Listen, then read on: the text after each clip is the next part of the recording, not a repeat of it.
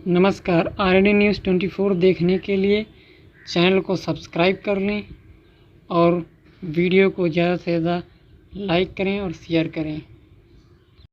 सभी का इस वीडियो में जानेंगे मध्य प्रदेश विधानसभा चुनाव का ओपिनियन पोल। दोस्तों, मध्य प्रदेश में इसी साल विधानसभा चुनाव होने हैं, तो इस वीडियो में जानेंगे इस बार मध्य प्रदेश में किस पार्टी की सरकार बन सकती है। क्या यहाँ पर बीजेपी अपनी सरकार बना सकती है या फिर कांग्रेस अपनी सरकार बना सकती है, इस वीडियो में ओपिनियन पोल के जरिए देखने वाले हैं। तो वीडियो को लाइक करना और ऐसे ही वीडियो देखने के लिए चैनल को सब्सक्राइब कर लेना और सबसे पहले कमेंट करके बताइए आपको क्या लगता है इस बार मध्य प्रदेश में किस पार्टी की सरकार बन सकती है। क्या कांग्रेस अपनी सरकार बना सकती है या फिर बीजेपी अपनी सरकार बना सकती है, कमेंट करके जरूर बताइए। तो चलिए अब देखते हैं मध्य प्रदेश विधानसभा चुनाव का सर्वे। यहाँ पर कुल सीटों की बात करें तो मध्य प्रदेश में कुल 230 विधानसभा सीटें हैं और बहुमत के लिए किसी भी पार्टी को सरकार बनाने के लिए 116 सीटों की जरूरत होती है। जिस पार्टी के पास 116 सीटें होंगी वह मध्य प्रदेश में अपनी सरकार बना सकती है। अब चलिए इस बार देखते हैं किस पार्टी को कितनी सीटें मध्य प्रदेश में मिल सकती हैं। चलिए देखते हैं सर्वे। सबसे पहले बात करते हैं शहडोल जिले की। यहाँ पर है कुल 3 विधानसभा सीटें और इन 3 विधानसभा सीटों में से बीजेपी को 2 सीटें मिल सकती हैं, जबकि 1 सीट कांग्रेस के खाते में जा सकती है शहडोल से। वहीं अगले जिले की बात करें तो अगला जिला है श्योपुर। यहाँ पर है कुल 2 सीटें और इन 2 सीटों में से 1 सीट बीजेपी को मिल सकती है, जबकि कांग्रेस को 1 सीट मिलती दिखाई दे रही है। वहीं अगले जिले की बात करें तो अगला जिला है बड़वानी और यहाँ पर है कुल 4 सीटें और इन चारों सीटों पर यहाँ पर कांग्रेस का कब्जा हो सकता है, भाजपा का यहाँ पर सफाया होता दिखाई दे रहा है। वहीं अगले जिले की बात करें तो अगला जिला है अलीराजपुर। यहाँ पर है कुल 2 सीटें और इन 2 सीटों में से 1 सीट बीजेपी को मिल सकती है, जबकि 1 सीट कांग्रेस के खाते में जा सकती है। वहीं अगले जिले की बात करें तो अगला जिला है झाबुआ और यहाँ पर है कुल 3 सीटें और इन 3 सीटों में से 1 सीट बीजेपी को मिल सकती है, जबकि 2 सीट कांग्रेस के खाते में जाती दिखाई दे रही है। वहीं अगले जिले की बात करें तो अगला जिला है रतलाम और यहाँ पर है कुल 5 सीटें और इन 5 सीटों में से बीजेपी को 3 सीटें मिल सकती हैं, जबकि कांग्रेस के खाते में 2 सीटें जाती दिखाई दे रही हैं। वहीं अगले जिले की बात करें तो अगला जिला है नीमच और यहाँ पर है कुल 3 सीटें और इन 3 सीटों पर कांग्रेस का कब्जा हो सकता है, बीजेपी को यहाँ पर काफी ज्यादा नुकसान होता दिखाई दे रहा है। वहीं अगले जिले की बात करें तो अगला जिला है मंदसौर और यहाँ पर है कुल 4 सीटें और इन 4 सीटों में से बीजेपी को 1 सीट मिल सकती है, जबकि 3 सीट यहाँ पर कांग्रेस के खाते में जाती दिखाई दे रही है। यहाँ पर भी भाजपा को बड़ा नुकसान हो सकता है। वहीं अगले जिले की बात करें तो अगला जिला है इंदौर और यहाँ पर है कुल 9 सीटें। इन 9 सीटों में से बीजेपी को 5 सीटें मिल सकती हैं, जबकि 4 सीट कांग्रेस को मिल सकती है। यहाँ पर दोनों पार्टी के बीच कड़ा मुकाबला इस बार देखने को मिल सकता है। वहीं अगले जिले की बात करें तो अगला जिला है उज्जैन। यहाँ पर है कुल 7 सीट और इन 7 सीटों में से 1 सीट बीजेपी को मिल सकती है, जबकि 6 सीट यहाँ पर कांग्रेस के खाते में जा सकती हैं। वहीं अगले जिले की बात करें तो अगला जिला है हरदा। यहाँ पर 2 सीटें हैं और ये दोनों सीट कांग्रेस को मिल सकती हैं। और अगले जिले की बात करें तो अगला जिला है खंडवा। यहाँ पर है कुल 4 सीटें और इन चारों सीटों पर कांग्रेस का कब्जा हो सकता है, भाजपा को यहाँ पर तगड़ा नुकसान होता दिखाई दे रहा है। वहीं अगले जिले की बात करें तो अगला जिला है शाजापुर। यहाँ पर है कुल 3 सीटें और इन 3 सीटों में से 1 सीट यहाँ पर कांग्रेस को मिल सकती है, जबकि 2 सीट यहाँ पर बीजेपी के खाते में जा सकती हैं। वहीं अगले जिले की बात करें तो अगला जिला है राजगढ़। यहाँ पर 5 सीटें हैं और इन 5 सीटों में से 1 सीट बीजेपी को मिल सकती है, जबकि 4 सीट यहाँ पर कांग्रेस को मिलती दिखाई दे रही हैं। अगले जिले की बात करें तो अगला जिला है होशंगाबाद। यहाँ पर है 4 सीटें और इन 4 सीटों में से 2 सीट बीजेपी को मिल सकती है, जबकि 2 सीट यहाँ पर कांग्रेस के खाते में जाती दिखाई दे रही हैं। वहीं अगले जिले की बात करें तो अगला जिला है सीहोर। यहाँ पर है कुल 4 सीटें और इन चारों सीटों पर बीजेपी का कब्जा हो सकता है, यहाँ पर कांग्रेस को तगड़ा नुकसान होता दिखाई दे रहा है।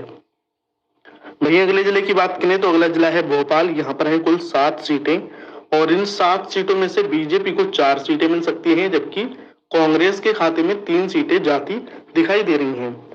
अगले जिले की बात करें तो अगला जिला है विदिशा। यहाँ पर है 5 सीटें और इन 5 सीटों में से बीजेपी को 2 सीटें मिल सकती हैं, जबकि कांग्रेस को यहाँ पर 3 सीटें मिलती दिखाई दे रही हैं।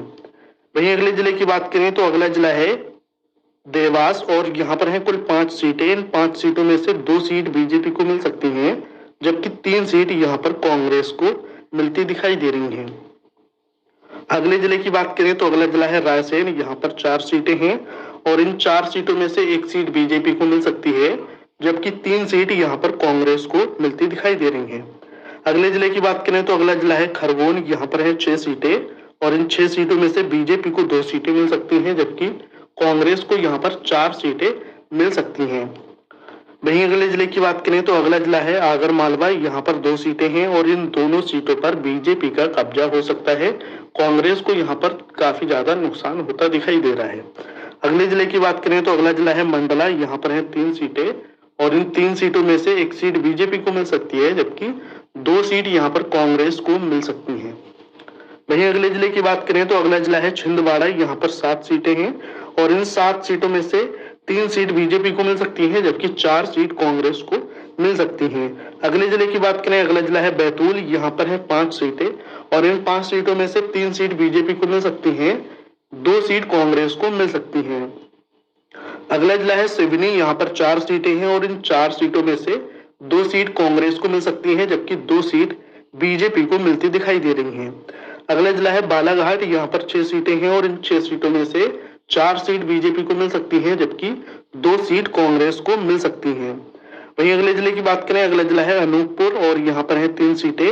इन 3 सीटों में से बीजेपी को 2 सीटें मिल सकती हैं, जबकि 1 सीट कांग्रेस को मिल सकती है। अगला जिला है जबलपुर और यहाँ पर है कुल 8 सीटें। इन 8 सीटों में से बीजेपी को 3 सीटें मिल सकती हैं, जबकि कांग्रेस को 5 सीटें मिल सकती हैं। अगले जिले की बात करें अगला जिला है ढिंडोरी। यहाँ पर है कुल 2 सीटें और इन 2 सीटों में से 1 सीट बीजेपी को मिल सकती है और 1 सीट यहाँ पर कांग्रेस को मिलती दिखाई दे रही है। अगले जिले की बात करें तो अगला जिला है कटनी। यहाँ पर 4 सीटें हैं और इन 4 सीटों में से 3 सीट बीजेपी को मिल सकती हैं, जबकि 1 सीट कांग्रेस को मिलती दिखाई दे रही है। वहीं अगले जिले की बात करें अगला जिला है नरसिंहपुर। यहाँ पर है 4 सीटें और इन 4 सीटों में से 3 सीट बीजेपी को मिल सकती है, जबकि 1 सीट यहाँ पर कांग्रेस को मिल सकती है। अगला जिला है उमरिया। यहाँ पर 2 सीटें हैं और इन 2 सीटों में से 1 सीट कांग्रेस को मिल सकती है, जबकि 1 सीट बीजेपी को मिल सकती है। अगला जिला है सिंगरौली। यहाँ पर है 3 सीटें और इन तीनों सीटों पर कांग्रेस का कब्जा हो सकता है। वहीं अगले जिले की बात करें तो अगला जिला है गुना। यहाँ पर है कुल 4 सीटें और इन 4 सीटों में से 2 सीट बीजेपी को मिल सकती हैं, जबकि 2 सीट कांग्रेस को मिल सकती हैं। वहीं अगले जिले की बात करें तो अगला जिला है दमोह। यहाँ पर है 4 सीटें और इन 4 सीटों में से 1 सीट बीजेपी को मिल सकती है, जबकि 3 सीट यहाँ पर कांग्रेस को मिलती दिखाई दे रही हैं। वहीं अगले जिले की बात करें तो अगला जिला है सीधी। यहाँ पर है 4 सीटें और इन चारों सीटों पर भाजपा का कब्जा हो सकता है। ये चारों सीट भाजपा के खाते में जाती दिखाई दे रही हैं। वहीं अगले जिले की बात करें तो अगला जिला है सतना। यहाँ पर है 7 सीटें और इन 7 सीटों में से बीजेपी को 4 सीटें मिल सकती हैं, जबकि 3 सीट कांग्रेस के खाते में जा सकती हैं। वहीं अगले जिले की बात करें तो अगला जिला है ग्वालियर। यहाँ पर 6 सीटें हैं और इन 6 सीटों में से 5 सीट बीजेपी को मिल सकती है, जबकि 1 सीट यहाँ पर कांग्रेस को मिल सकती है। वहीं अगले जिले की बात करें तो अगला जिला है रीवा और यहाँ पर 8 सीटें हैं। इन 8 सीटों में से 4 सीट बीजेपी को मिल सकती हैं, जबकि 4 सीट यहाँ पर कांग्रेस के खाते में जाती दिखाई दे रही हैं। अगले जिले की बात करें तो अगला जिला है सागर। यहाँ पर 8 सीटें हैं और इन 8 सीटों में से 2 सीट बीजेपी को मिल सकती है, जबकि 6 सीट यहाँ पर कांग्रेस के खाते में जाती दिखाई दे रही हैं। वहीं अगले जिले की बात करें तो अगला जिला है टीकमगढ़। यहाँ पर है कुल 4 सीटें और इन 4 सीटों में से 2 सीट बीजेपी को मिल सकती है, जबकि 2 सीट कांग्रेस को मिल सकती हैं। अगले जिले की बात करें तो अगला जिला है पन्ना। यहाँ पर 3 सीटें हैं और इन तीनों सीटों पर कांग्रेस का कब्जा हो सकता है। अगला जिला है शिवपुरी। यहाँ पर है 5 सीटें और इन 5 सीटों में से 2 सीट बीजेपी को मिल सकती है, जबकि 3 सीट कांग्रेस को मिलती दिखाई दे रही हैं। वहीं अगले जिले की बात करें तो अगला जिला है छतरपुर। यहाँ पर 6 सीटें हैं और इन 6 सीटों में से 1 सीट बीजेपी को मिल सकती है, जबकि 5 सीट कांग्रेस को मिल सकती हैं। अगले जिले की बात करें तो अगला जिला है मुरैना। यहाँ पर 6 सीटें हैं और इन 6 सीटों में से 2 सीट बीजेपी को मिल सकती है, जबकि 4 सीट कांग्रेस के खाते में जा सकती हैं। अगले जिले की बात करें तो अगला जिला है भिंड। यहाँ पर है कुल 5 सीटें और इन 5 सीटों में से बीजेपी को 4 सीटें मिल सकती हैं, जबकि एक सीट कांग्रेस के खाते में जा सकती है। तो दोस्तों यहाँ पर सभी 230 विधानसभा सीटों का ओपिनियन पोल निकल कर आ चुका है। तो ऐसे में एक सवाल है, पिछले 19 सालों से लगातार बीजेपी मध्य प्रदेश विधानसभा चुनाव में अपनी जीत का परचम लहराती चली आ रही है। तो क्या इस बार बीजेपी अपनी जीत मध्य प्रदेश विधानसभा चुनाव में कर सकती है या नहीं? क्योंकि इस बार सभी विपक्षी पार्टी एक हो चुकी हैं और इस बार बीजेपी को हराने के लिए हर प्रकार की ताकत लगा रही हैं। तो ऐसे में मध्य प्रदेश में इस बार विधानसभा चुनाव में एक बार कांटे की टक्कर देखने को मिल सकती है। दोस्तों, आपको क्या लगता है, इस बार किस पार्टी की विधानसभा चुनाव मध्य प्रदेश में किस पार्टी की सरकार बन सकती है? कमेंट करके अपनी राय ज़रूर दें और वीडियो को लाइक करें, शेयर करें, सब्सक्राइब करें और वीडियो को देखने के लिए बहुत बहुत धन्यवाद।